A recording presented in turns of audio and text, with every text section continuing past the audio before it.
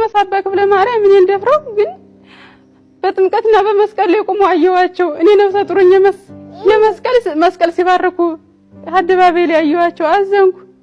በወሩ ግን ጥቅምት 16 ወለድኩኝ። ሰበር ዜና። አባ ክፍለ ማርያም የልጅ አባት መሆኑ በፍርድ ቤት ተረጋገጠ። የቀድሞው የደብረ አባይ ማዶ ቅዱስ ገብርኤል ዋና አስተዳዳሪ መልአከ ብርሃን ቆሞስ አባ ክፍለ ማርያም አለማየሁ የአሁኑ አቶ ክፍለ ማርያም አለማየሁ የክህነትና ምንኩስና ሕግን ተላልፎ የገዳሙ የረቂቅ ቤት አቃቢት የነበሩትን እማሆይ ሐመልማል አጉማስን ያለ ፍቃዳቸው አስገድዶ በመድፈር ምስክር ክፍለ ማርያም የተባለች ሴት ልጅን ወልደዋል። መነኩሴዋ ድርጊቱ እንደተፈጸመባቸው ለሕግ ያመለከቱ ቢሆንም ባለጊዜ የነበረው አባ ክፍለ ማርያም እግር በእግር እየተከታተለ የደሃ መነኩሴዋን የሕግ ጉዳይ ሲያዳፍንባቸው ቆይቷል። ይህንን ተንኮልና ገመና ቀድማ የተረዳችው እማሆይ ሐመልማል ለእውነት ለፍትህና ርትዕ ከቤተ ክርስቲያኗ ስርዓትና ቀኖና ጎን በመቆም ደሃዋ መበለት በሞራል በስነልቦናና በፍትህ እስክትካስ ድረስ በከፍተኛ ትጋት ስትታገል ቆይታለች። የኋጣጅልኝ ለግሬ ከልጁ ጋር አሉ አዚያ ሰራተኛይቱ የተዳነው ልጅቱ ሲላቸው ቄሱ ትምህርት ረፍት ስለሆነ ወደ ቤተሰብ ዳለ ያለኝ አዚያ እንደታዘዝኩት ቤት ልቆልፈው አልኩና ሄጄ ቤቴን ቆልፌ ልጁን ቆያት ተባለ። አዳቋኑ ጋር ሄርነ መጡ። ልጁ ከፈታቸው ገቡ። አዚያ ገብተው ማይረግ ልብሳቸውን አውልቀው ተታለውሰው ወጡና አዚያ ልጁ አቀራረበ። እኔ ሆነ አቀራረብ ልጠብስል አይ አንቺ አጣጥም ከሱ ክብር ያንቺ ክብር ይበልጣል አሉኝ።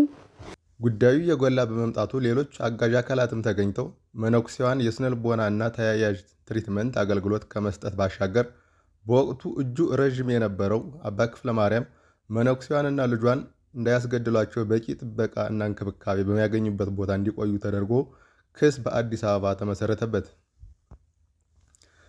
ክሱም በመኖርበት አካባቢ ባህር ዳር ልከሰስ ሲገባኝ ለምን በአዲስ አበባ ተከሰሱ በሚል ሁለት ጠበቆች ቀጥሮ በመከራከር ማዘጋት ችሏል።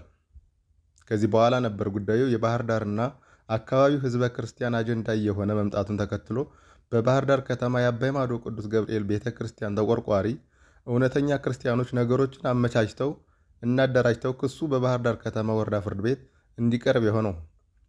ክሱ እንደቀረበ ክሱን የሚይዝ ዳኛ በመጥፋቱ ከፍተኛ መገፋፋት፣ መጓተትና መደናገጥ ፈጥሮ የነበረ ቢሆንም በጉዳዩ ላይ የባህር ዳር ሀገረ ስብከት አምኖበት መግባቱንና አባ ክፍሌን ከአስተዳዳሪነት እና ከስልጣነ ክህነት በጊዜያዊነት ማገዱን ተከትሎ ሰውየው የገንዘብ ምንጩ የተዘጋበት በመሆኑ ፍርድ ቤቱ ሁለቱንም አካላት ሲያከራክር ቆይቶ ግንቦት 26 9ኛ ወር 2018 ዓ.ም በዋለው ችሎት አቶ ክፍለ ማርያም አለማየሁ የህፃን ምስክር ክፍለ ማርያም ወላጅ አባት መሆኑ በሕግ ተረጋግጦ ማሳደጊያ በወር 5000 ብር እንዲከፍልና ልጁን እንዲያሳድግ ተወስኖበታል። ያለ ወሸት አይደለም። እኔ ማንም አልገዛኝም፣ ገንዘብ አልገዛኝም። ጎረቤቴ ሙታን ናቸው ምስክር።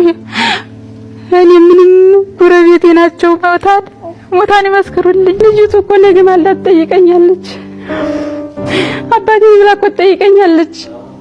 እኔ እንዴት ነው የምዋሸው? እንዴት ነው ልጅ የምዋሸው? እውነተኛ ነው ሀገር ይፋረድ።